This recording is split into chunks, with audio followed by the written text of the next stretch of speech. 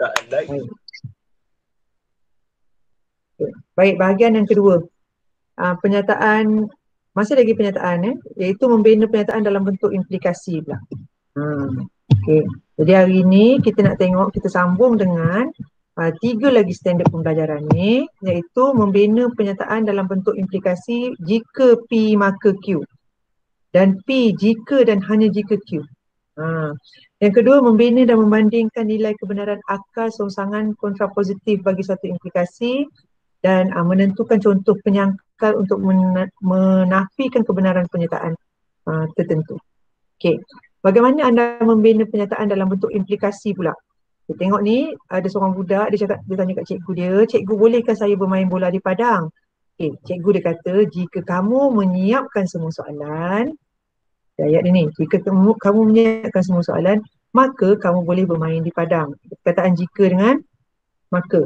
Jadi itu ialah salah satu daripada pernyataan implikasi.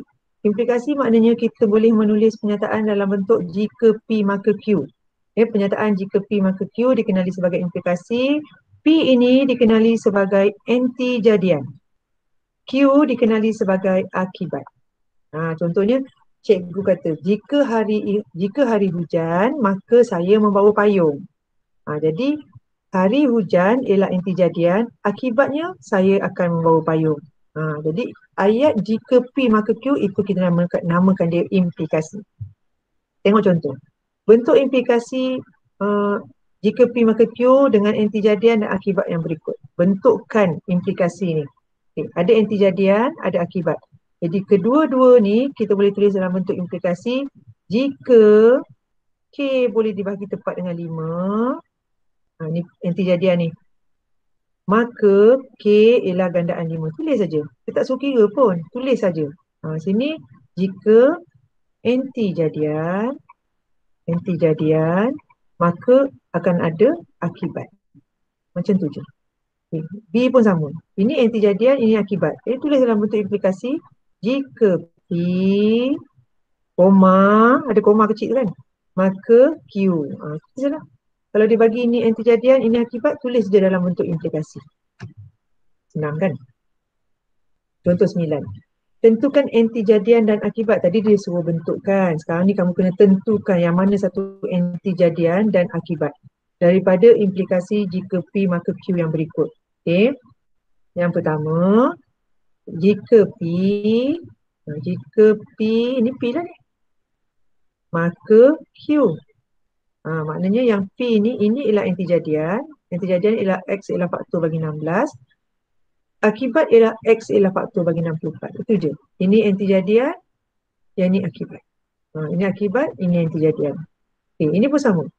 Kan dia dah tulis dalam bentuk implikasi. Jika P, maka Q. Jadi ini ialah anti jadian. Ini anti jadian, yang ini ialah akibat. Itu je. Dia suruh tentukan yang mana satu kan. Ini anti jadian, ini akibat. Okay, itu je. Senang kan? Tengok contoh 10. Ini hilang kan? Contoh 10 je. Contoh 10, bentukkan implikasi. Ambil yang ni lah. Implikasi P, sekarang ni tadi bentuk pertama. Iaitu ayat dia, jika P maka Q. Ini bentuk implikasi yang kedua. Iaitu P ada perkataan jika dan hanya jika Q. Ada sambung tengah-tengah dia. Tak ada maka jika. Tapi dia ada jika dan hanya jika. Jadi selain daripada implikasi yang pertama kita sebut tadi, jika P maka Q, implikasi P jika dan hanya jika Q juga kerap digunakan dalam pengaturan logik. Jadi implikasi P jika dan hanya jika Q terdiri daripada dua implikasi sebenarnya, iaitu implikasi pertama dia jika P maka Q, implikasi keduanya ialah jika Q maka P. Okay, tengok contoh 10. Bentuk implikasi P jika dan hanya jika, nampak perkataan jika dan hanya jika kat sini, bagi implikasi yang berikut. Jadi ada dua. Satu, jika K, ni K ialah nombor perdana, satu, maka K mempunyai dua faktor sahaja. Jika P, yang mana P? Depan ni P, belakang ni Q. Jadi kamu terbalik je lah. Ambil yang Q ni letak depan. Ambil sampai perkataan sahaja. Maka P ni letak belakang. Jadi adalah dua implikasi, dua implikasi. Implikasi apa tadi? Jika P maka Q yang pertama, jika Q maka P untuk yang kedua. Okey, tengok yang kedua B pula. Jika Y sama dengan AX campur N AX kuasa N campur B ialah persamaan linear. Kita ambil ayat tu sampai jumpa koma ni. Maka N sama dengan 1. Jadi yang depan ni P, belakang ni Q. Itu pernyataan implikasi yang pertama. Yang kedua, bawa Q ni ke depan. Jika N sama dengan 1, maka ini ialah P dia pula. Okay. Jadi ini ialah dua implikasi. Bila kita gabungkan dua implikasi ni dengan jika dan hanya jika, kita akan letak saja K ialah nombor perdana sini. Jika dan hanya jika, sambungkan dengan K mempunyai dua faktor sahaja. Okay, itu je. Maknanya sekarang ni bila ada dua implikasi jika dan hanya jika dan maka kita boleh jadikan dia, gabungkan dia menjadi satu implikasi jika dan hanya jika. Macam tu. Okay, itu ialah implikasi jika dan hanya jika. Maksudnya dia boleh pecah jadi dua. Dia boleh pecah satu implikasi, satu lagi implikasi. Macam tu. Okay. Tengok contoh 11. Tulis dua implikasi berdasarkan implikasi P jika dan hanya jika Q yang berikut. Ini ada perkataan jika dan hanya jika. Ini depan ni P, belakang ni Q. Okay.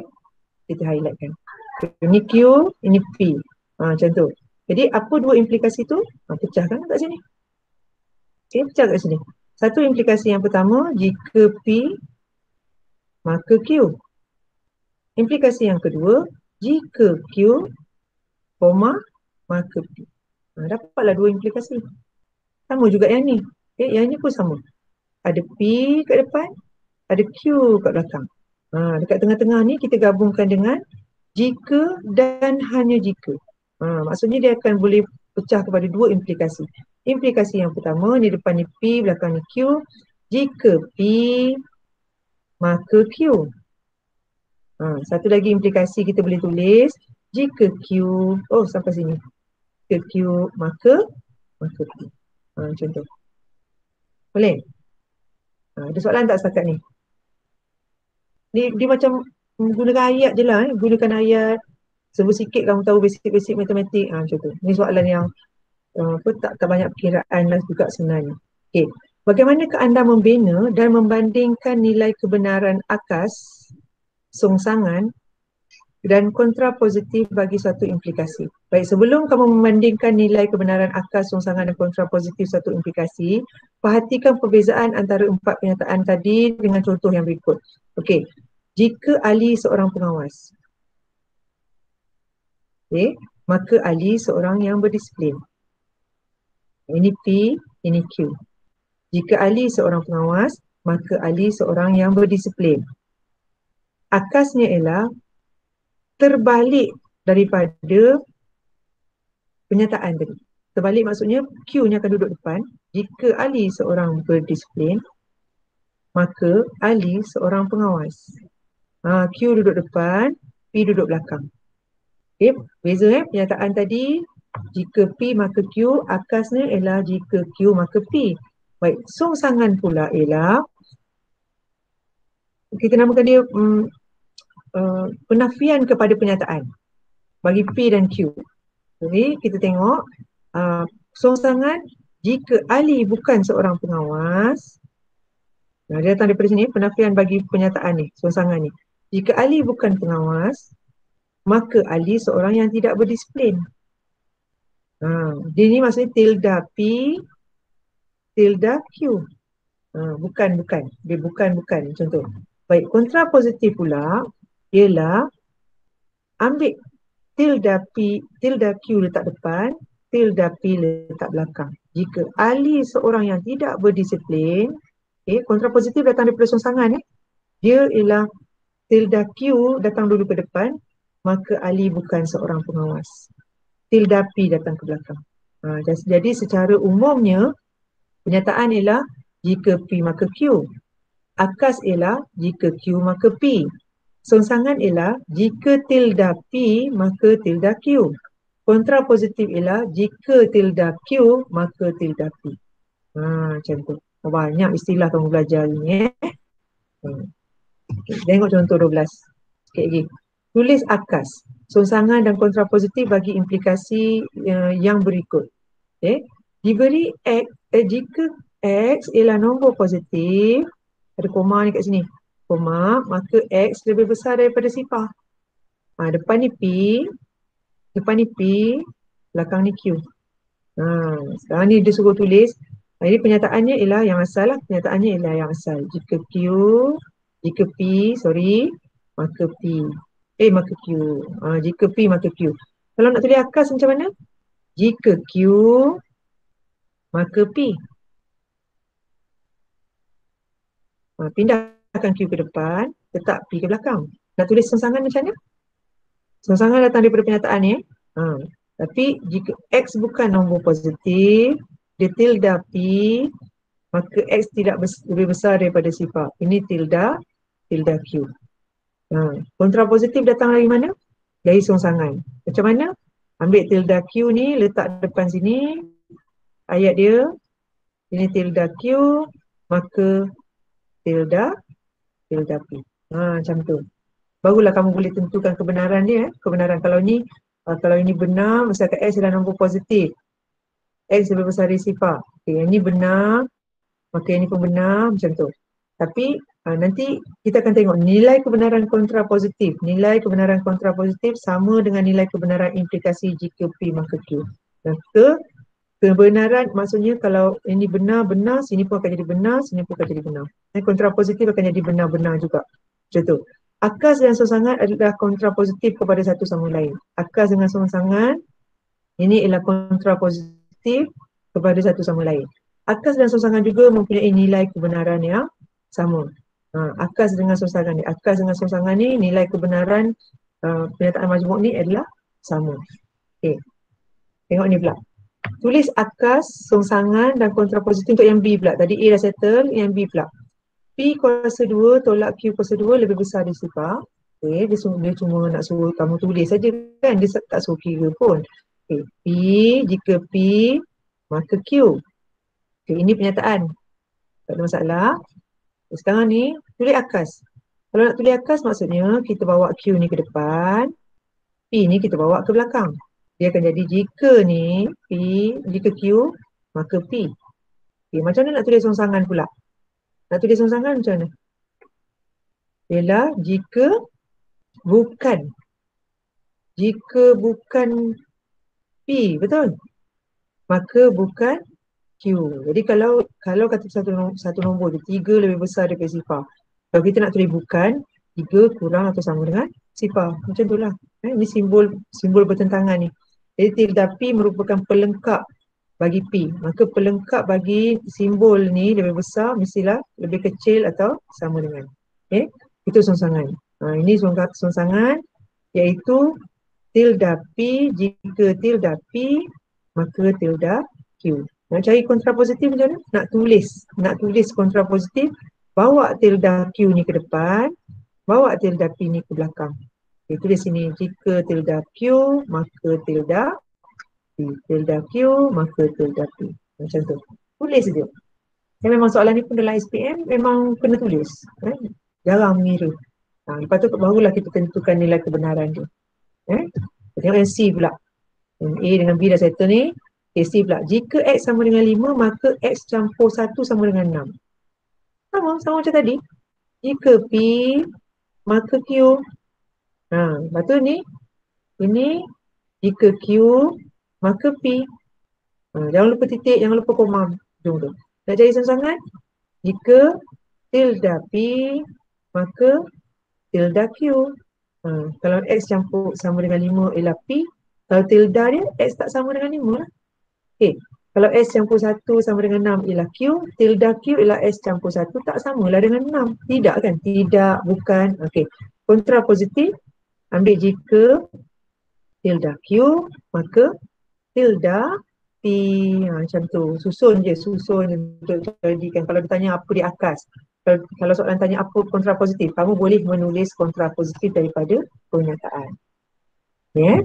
Jadi anda boleh menyenaraikan nilai kebenaran bagi implikasi jika P maka Q, boleh menyenaraikan nilai kebenaran akas, songsangan dan kontra positif mengikut jadual ini. Iaitu kalau pernyataan jika P maka Q itu benar, akasnya akan jadi benar, songsangan pun masih lagi benar, kontra positif dah tentulah benar. Kalau dia benar dua-dua ni, dah tentu semua akan jadi benar. Satu lagi, kalau dua-dua ni palsu, jika P maka Q ni benar, kalau pernyataan majmuk tu benar, akas masih lagi benar, songsangan benar, kontra positif pun benar. Nampak untuk dua kes ni. Tetapi kalau salah satu ni benar, nampak tak salah satu ni benar, satu ni palsu. Pernyataan majmuk, pernyataan jika P maka Q ni palsu, akasnya benar, songsangannya benar, kontra positif akan jadi palsu.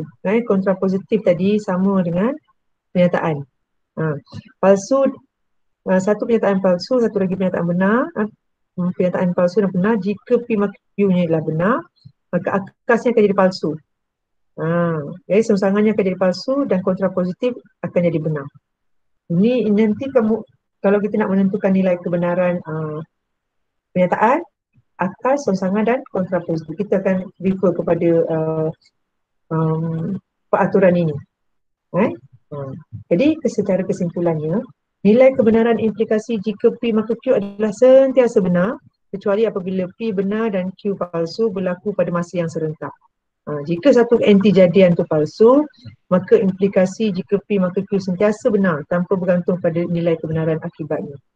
Anti-jadian tu ialah tadi kita kata jika P maka Q. P ni ialah anti-jadian lah. Anti-jadian. Q ni apa tadi? Q ni ialah akibat. Di ayat dia, jika satu anti-jadian ni yang palsu, maka implikasi jika P maka Q sentiasa benar.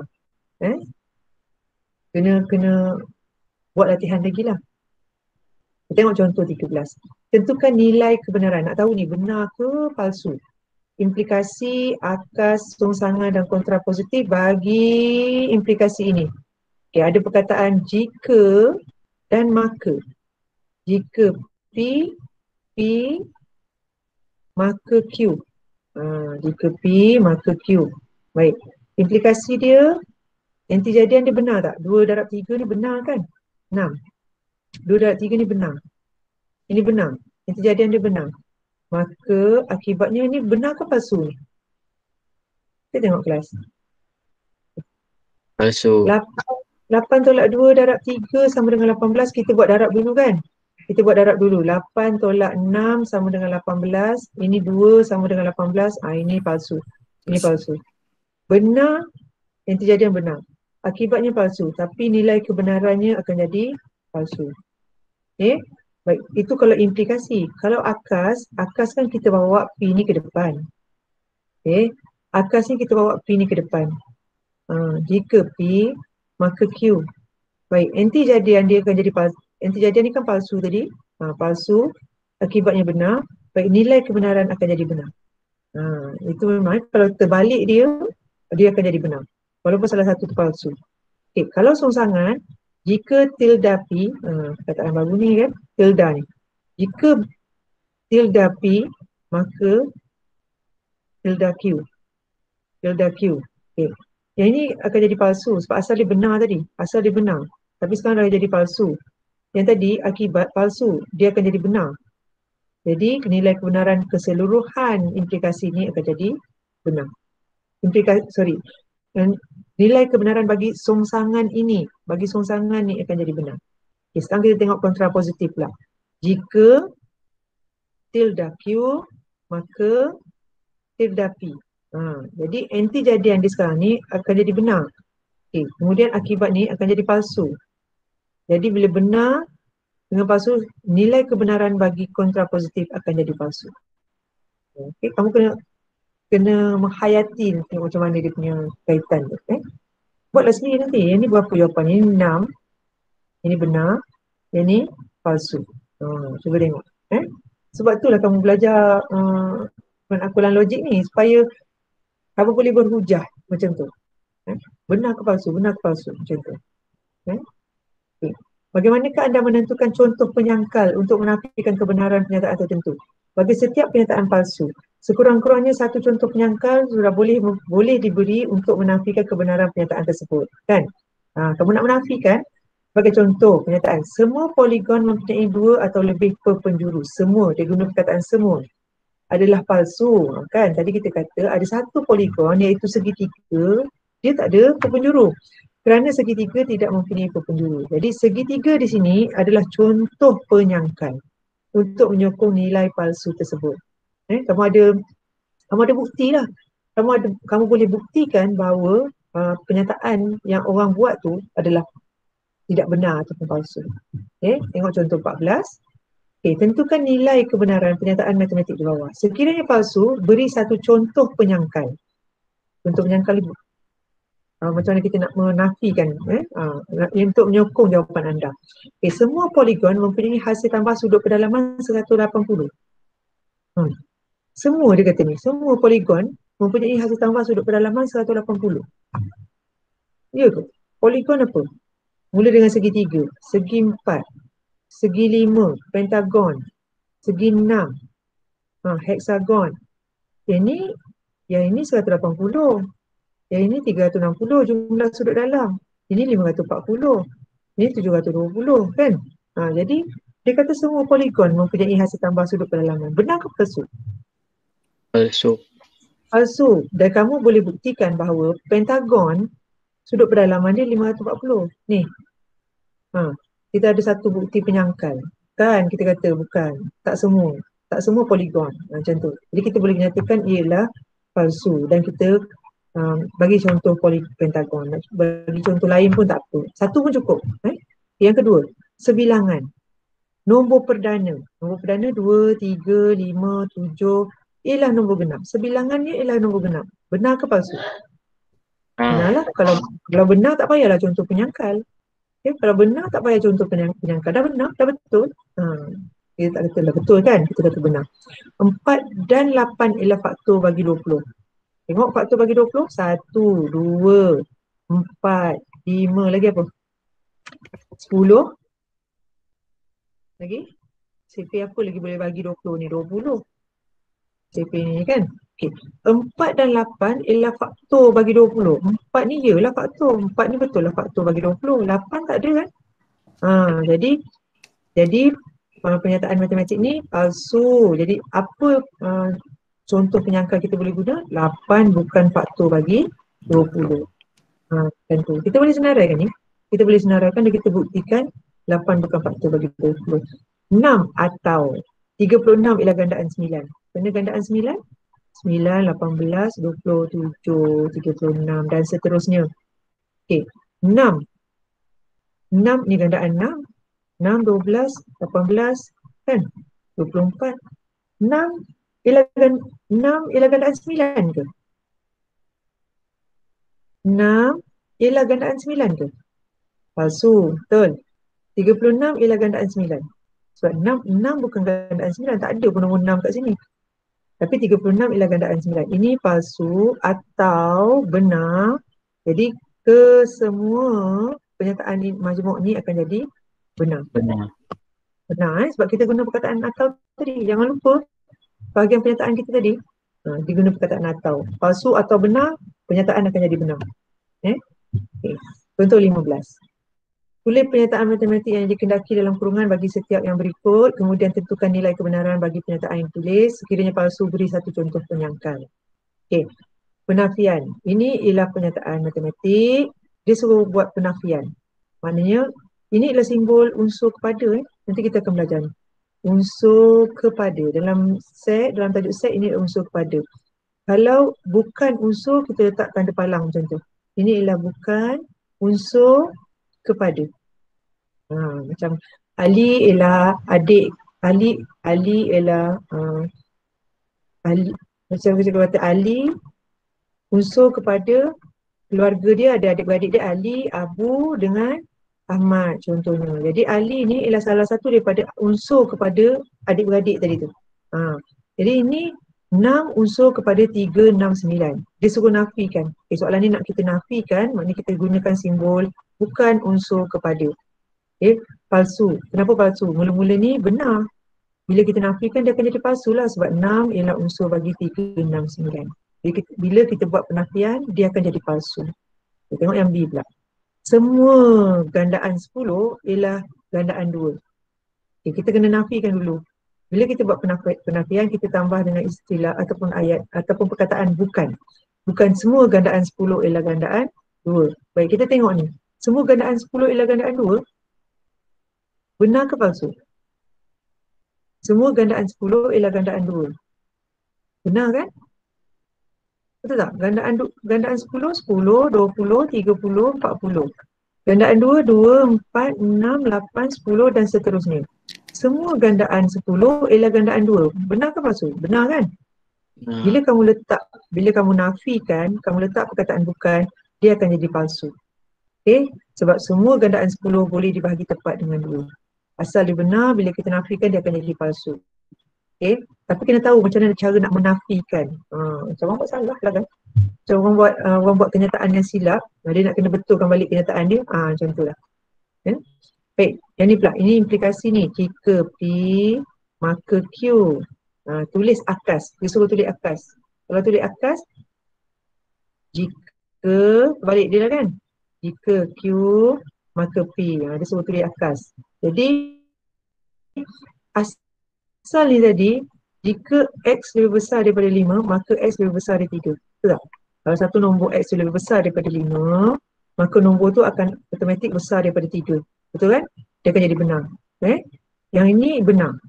Tapi bila kita tulis akas, dia akan jadi palsu. Sebab 4 lebih besar dari 3, tapi 4 kurang daripada 5. Buat jalan kecil tu macam mana? Yang kedua, yang ini pun sama. Ini pun implikasi ni. Ada jika maka. Kalau ada jika maka Q. Dia suruh tulis songsangan pula. Macam mana nak tulis songsangan? Songsangan ialah bukan P, bukan Q. Jadi yang ni songsangan kita tulis jika X bukan punca bagi ni X kuasa 3 tolak 1, maka X tak sama dengan 1. Ini X sama dengan 1. Kalau bukan, X tak sama dengan 1 lah. Mula-mula ni kita tengok ni X punca kepada X kuasa 3 tolak 1 sama dengan 0. Ini ialah palsu.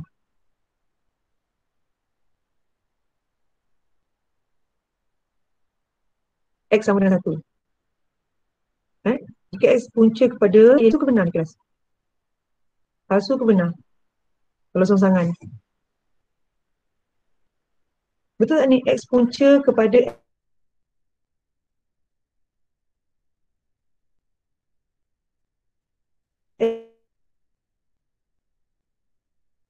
X kuasa 3, X sama dengan 1. Jadi inilah benar. Bila kontrapositif tu, bila kita tulis songsangan, bila kita tulis songsangan, dia masih lagi benar. Tengok. Macam ni. Jika kalau songsangan ni pernyataan ini bukan jika, tengok songsangan ni. Jika bukan P, maka bukan Q. Anti jadian ni palsu. Anti jadian ni maksudnya ni lah, ini palsu. Palsu akibatnya benar, maka nilai kebenaran dia masih lagi benar. Macam tu. Ini memang kena fikir sikit lah. Itu sebab kena critical. Okay. E pula. Jika K kuasa 2 lebih besar daripada sifar, jika maka. Dia nak kamu tulis kontrapositif. Kontrapositif ialah jika tilde P, Q, maka tilde P. Ini susun balik. Jika K kurang sama dengan 0, maka K kuasa 2 kurang sama dengan sifar. Palsu kenapa? Kerana negatif 2 kurang daripada sifar, tapi negatif 2 kuasa 2 sama dengan 4 lebih besar dari sifar. Ini pun kamu kena rujuk balik kepada jadual ini tadi. Kontrapositif ni. Jika benar, maka palsu. Yang terjadiannya benar, akibatnya palsu. Nilai kebenaran kontrapositif ni akan jadi palsu. Betul tak ni? Palsu. Kena Kamu kena baca, tengok balik, hayati balik perlahan, baru kamu faham maksud dia tu. Nak susun tu mungkin tak ada masalah lah, nak susun akas ke, nak susun sangat ataupun nak susun kontrapositif, mungkin kamu tidak ada masalah. Tetapi nak menentukan nilai kebenaran itu, kamu kena berhati-hati. Kena buatlah sikit kefahaman kamu dalam matematik tu, kena tahu sikit.